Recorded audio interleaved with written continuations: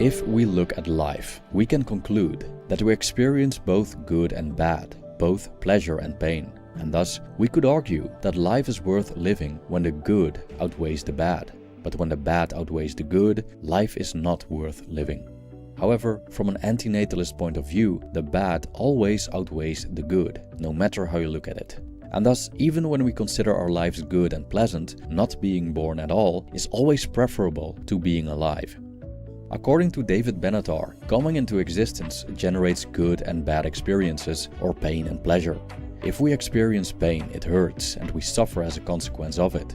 If we experience pleasure, we feel joy. As the Buddhists would say, life consists of 8 worldly winds: praise and blame, gain and loss, success and failure, and joy and sorrow. When we bring a child into the world, this individual will inevitably be exposed to these winds. A positive, optimistic approach to this occurrence would be that a child now has an opportunity to undergo all the great things life offers. The individual may gain many pleasurable experiences and might even find sustainable meaning as a keystone of his existence.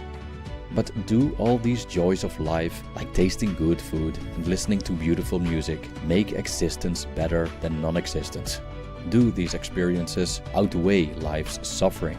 And even when a child's life turns out to be at least moderately pleasurable and even enjoyable, would it still be better off not being born at all? According to Benatar, a child would have been better off if it never came into existence. He explains an asymmetry between the amount of pain and pleasure we experience when we exist and the absence of pain and pleasure when we don't exist. His book contains the following graph, showing us, due to this asymmetry, the advantage of non-existence over existence. When we exist, we experience pain, which is bad, and pleasure, which is good. However, when we don't exist, we don't experience pain, which is good, and we don't experience pleasure, which is not bad. So being alive accompanies good and bad. Not being alive accompanies good and not bad.